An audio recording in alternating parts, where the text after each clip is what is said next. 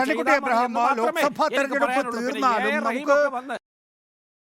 ണ്ട്. പക്ഷേ നമുക്ക് വലിയ നിലയിലുള്ള ധ്രുവീകരണമാണ് സംഭവിക്കുന്നതെങ്കിൽ, പ്രത്യേകിച്ച് മലബാറിൽ അതിൽ പൊട്ടൻഷ്യലുള്ള ഒരു ലോക്സഭാ മണ്ഡലം എന്നുള്ള നിലയിൽ ഇപ്രാവശ്യം ഒരു കോൺഗ്രസിൻ്റെ UDFിൻ്റെ സ്ഥാനാർത്ഥി മുസ്ലിം വിഭാഗത്തിൽ നിന്നുള്ള, അതായത്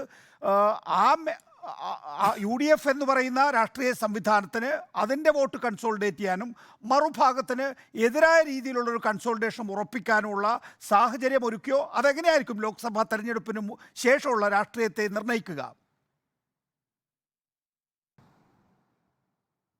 നികേഷ്, അവിടെ വർഗീയ പ്രചാരണം, ഈ കൊടും വിഷം വമിക്കുന്ന വർഗീയ പ്രചാരണം നടത്തിയില്ലയോ എന്ന് പറയാൻ ഞാൻ അശക്തനാണ്. കാരണം ഞാൻ തിരുവനന്തപുരത്തിരിക്കുകയാണ്.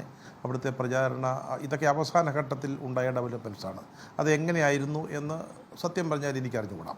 പക്ഷേ ഒരു സത്യമുള്ളത്, കേരളത്തിൻ്റെ രാഷ്ട്രീയം, നമ്മൾ BJPയെ അവരുടെ വർഗീയ രാഷ്ട്രീയത്തിൻ്റെ പേരിൽ, ഹിന്ദുത്വയുടെ പേരിൽ വിമർശിക്കുകയും അവർക്കെതിരെ ഇന്ത്യ മുന്നണി ഉണ്ടാക്കി കോൺഗ്രസും കമ്മ്യൂണിസ്റ്റ് പാർട്ടികളൊക്കെ ഒന്നിച്ച് നിൽക്കുകയും ചെയ്യുമ്പോൾ, ആ ഒരു സാഹചര്യത്തിൽ പോലും കേരളത്തിലും നമ്മുടെ രാഷ്ട്രീയം വർഗീയാധിഷ്ഠിതമായി കൂടുതൽ വർഗീയാധിഷ്ഠിതമായി മാറിക്കൊണ്ടിരിക്കുകയാണ് എന്ന കാര്യത്തിൽ യാതൊരു സംശയവുമില്ല. ഇവിടെ പച്ചയായ വർഗീയത പറഞ്ഞു എന്നുള്ളതിനെക്കുറിച്ചാണ് നമ്മളിപ്പോൾ ഇവിടെ ചർച്ച ചെയ്യുന്നത്. മറിച്ച് അല്പം കൂടെ നമ്മുടെ പാർട്ടികൾ എടുക്കുന്ന നിലപാടുകൾ നോക്കിയാൽ, CPMൻ്റെ ഇപ്പോഴത്തെ രാഷ്ട്രീയം എന്താണ്? അവർ തൊഴിലാളി വർഗത്തിൻ്റെ സമഗ്രാധിപത്യമോ അല്ലെങ്കിൽ ഉള്ളവനും ഇല്ലാത്തവനും തമ്മിലുള്ള അന്തരത്തെക്കുറിച്ച് അല്ലല്ലോ ഇപ്പോൾ പറയുന്നത്. ഇപ്പം മുസ്ലിം പ്രീണനമാണ് കുറേ കാലമായിട്ട്. കഴിഞ്ഞ തെരഞ്ഞെടുപ്പുകളിലെയൊക്കെ CPMൻ്റെ വിജയം തന്നെ മുസ്ലിം പ്രീണനത്തിൻ്റെ ഫലമായിട്ട് അവർക്ക് ലഭിച്ച മുസ്ലിം വോട്ടുകളാണ്. അതൊക്കെ രാഷ്ട്രീയമാണ്. മുസ്ലിങ്ങളുടെ വോട്ട് വാങ്ങരുതെന്നൊന്നും ഞാൻ പറയുന്നില്ല. പക്ഷേ ഇത് UDFിൻ്റെ ഒരു കുത്തക ഏരിയ ആയിരുന്നു, അത് മണ്ഡലമായിരുന്നു. ഇത് അവർ ബിഷപ്പന്മാരെ കാണുന്നു, അല്ലെങ്കിൽ മത മേധാവികളെ കാണുന്നു, സമുദായ മേധാവികളുടെ അടുക്കൽ പോകുന്നു, അവരുടെ വോട്ട് ചോദിക്കുന്നു. BJP അത് ഈ പാർലമെൻറ്റ് തിരഞ്ഞെടുപ്പിൽ അവിടുന്ന് ഒരു ഗവർണർ വന്നിട്ട് ചില മെത്രാന്മാരെ കാണും. ഇതൊക്കെ അവർ ചെയ്യുന്ന കാര്യങ്ങളാണ്. പക്ഷേ ആ ഒരു ചാലിലൂടെ തന്നെയാണ് ഇപ്പോൾ CPMും പോകുന്നത് എന്നുള്ള കാര്യം നമ്മൾ മറന്നുകൂടാ. അപ്പോൾ CPMന് അങ്ങനെ വോട്ട് വാങ്ങി ജയിക്കുന്ന എന്താ കുഴപ്പമെന്നൊക്കെ നമുക്ക് വേണ്ടി ചോദിച്ചേക്കാം. പക്ഷേ ആ രീതിയിലേക്ക് നമ്മുടെ രാഷ്ട്രീയം മാറിക്കൊണ്ടിരിക്കുക. വടകര വാസ്തവത്തിൽ എന്താ സംഭവിച്ചത്? വടകരയിൽ സംഭവിച്ചത് ഈ സ്റ്റീൽ ബോംബിൻ്റെ, പാനൂരിലെ സ്റ്റീൽ ബോംബ് പൊട്ടിയ ഒരു സംഭവം ഉണ്ടായപ്പോഴേക്കും CPM വല്ലാതെ അതിൽ ആശങ്കപ്പെട്ടു എന്നുള്ളതാണ് നമ്മൾ പുറത്തു നിന്ന് നിരീക്ഷിക്കുമ്പോൾ മനസ്സിലാവുന്നൊരു കാര്യം. പക്ഷേ ഇത് ഒരുപക്ഷെ വടകര തെരഞ്ഞെടുപ്പിൽ ഇത് അത്ര വലിയൊരു സ്വാധീനം ചെലുത്തുന്ന ഒരു വിഷയമായി മാറിയേനെ എന്ന് എനിക്ക് അഭിപ്രായമൊന്നുമില്ല. കാരണം തലശ്ശേരിയിലോ അല്ലെങ്കിൽ പാനൂരിലോ ഒക്കെ ബോംബ് പൊട്ടുന്നതും ആളുകൾ മരിക്കുന്നതും ഒക്കെ ഒരു സാധാരണ സംഭവമാണ്. പക്ഷേ ഈ തെരഞ്ഞെടുപ്പിൽ ഈ ബോംബ് സംഭവം അല്ലെങ്കിൽ ഈ ബോംബ് സ്ഫോടനം, അതിൽ ആളുകൾ മരിച്ചതൊക്കെ അത് എങ്ങനെ തെരഞ്ഞെടുപ്പിനെ ബാധിക്കും എന്നുള്ള കാര്യത്തിൽ ഒരു വലിയ അങ്കലാപ്പ് CPMന് ഉണ്ടായപ്പോഴാണ് ഈ അശ്ലീല വീഡിയോ ഇറക്കി അശ്ലീല പ്രചരണം നടത്തിയെന്ന് പറഞ്ഞിട്ട്. അത് കുറേ കാലം അതായിരുന്നു നമ്മൾ ചാനലുകളും മാധ്യമങ്ങളൊക്കെ ഒത്തിരി ചർച്ച ചെയ്ത ഒരു വിഷയമാണ്.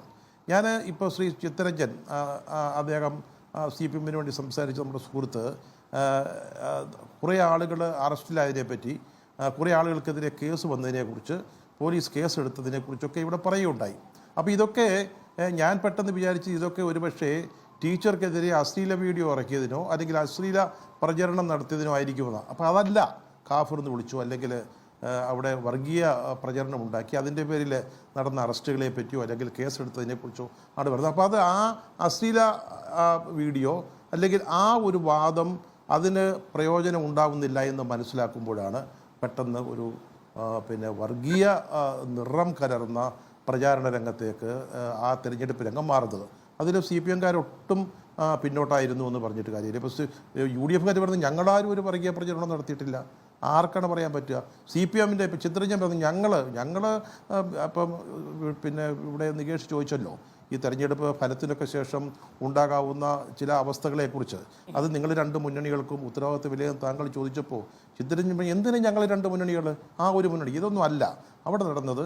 കോൺഗ്രസ്സുകാരും വർഗീയത പറഞ്ഞിട്ടുണ്ടാവും, യാതൊരു സംശയമില്ല. കാരണം അവിടെ 10-40% മുസ്ലിങ്ങളുള്ളതാണ്.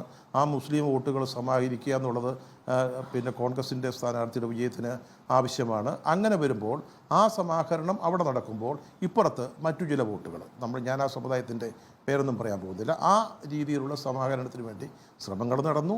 ആ രീതിയിൽ ഏറ്റവും അവസാനത്തെ ദിവസങ്ങളിൽ വടകര നിന്ന് എനിക്ക് ഏറ്റവും വിശ്വാസമുള്ളൊരു പത്രപ്രവർത്തകൻ ഇന്ന് നികേഷ് എന്നെ ഈ ചർച്ചയ്ക്ക് വിളിച്ചതിന് ശേഷം ഞാൻ അന്വേഷിച്ചപ്പോൾ പറഞ്ഞത് അവസാന ദിവസങ്ങളിൽ വലിയ തോതിലുള്ള വർഗീയ പ്രചരണമുണ്ടായി.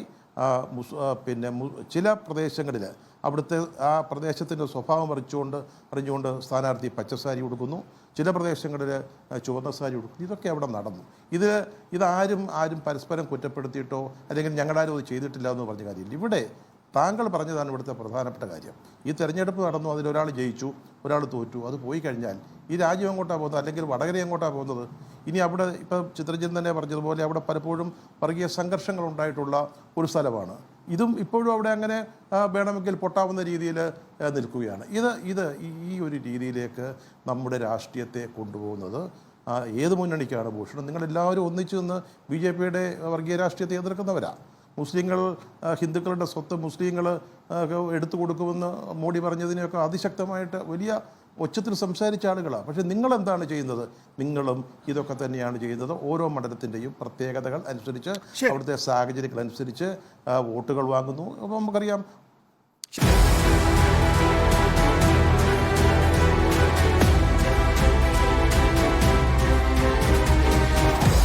Debate with MV Nikesh Kumar.